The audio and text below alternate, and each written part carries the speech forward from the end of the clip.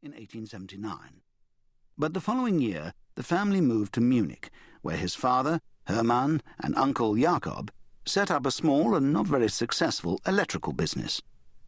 Albert was no child prodigy, but claims that he did poorly at school seem to be an exaggeration.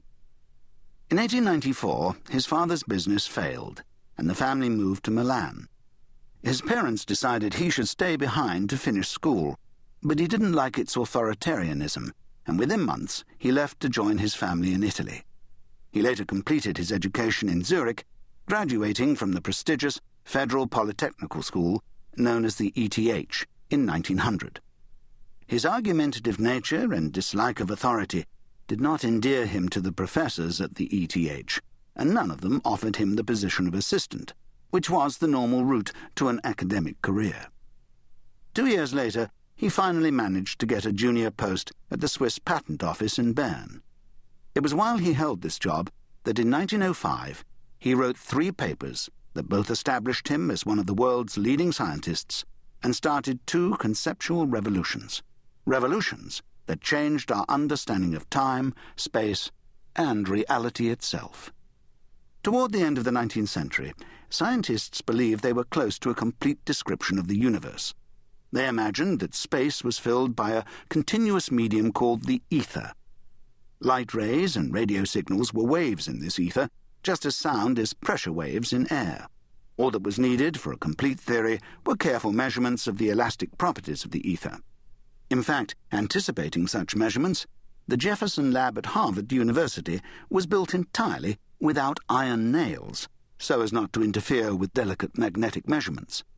However, the planners forgot that the reddish-brown bricks of which the lab and most of Harvard are built contain large amounts of iron.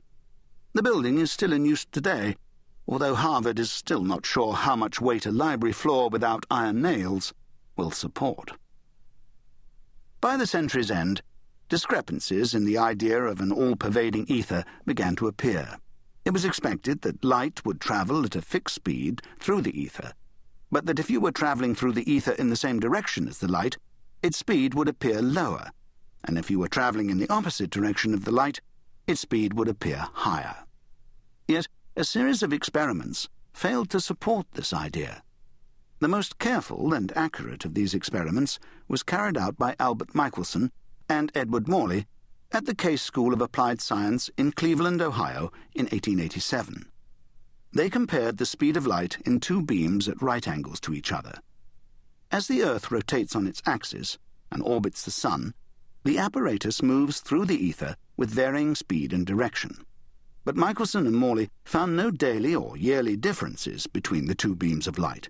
It was as if light always travelled at the same speed relative to where one was, no matter how fast and in which direction one was moving. Based on the Michelson-Morley experiment, the Irish physicist George Fitzgerald and the Dutch physicist Hendrik Lorentz suggested that bodies moving through the ether would contract and that clocks would slow down. This contraction and the slowing down of clocks would be such that people would all measure the same speed for light, no matter how they were moving with respect to the ether. Fitzgerald and Lorentz still regarded ether as a real substance. However, in a paper written in June 1905, Einstein pointed out that if one could not detect whether or not one was moving through space, the notion of an ether was redundant. Instead, he started from the postulate that the laws of science should appear the same to all freely moving observers. In particular, they should all measure the same speed for light, no matter how fast they were moving. The speed of light is independent of their motion and is the same in all directions. This required abandoning the idea that there is a universal quantity called time that all clocks would measure. Instead, everyone would have his or her own personal time. The times of 2 people would agree if the people were at rest with respect to each other, but not if they were moving. This has been confirmed by a number of experiments, including one in which 2 accurate clocks were flown in opposite directions around the world and returned showing very slightly different times. This might suggest that if one wanted to live longer, one should keep flying to the east so that the plane's speed is added to the Earth's rotation. However,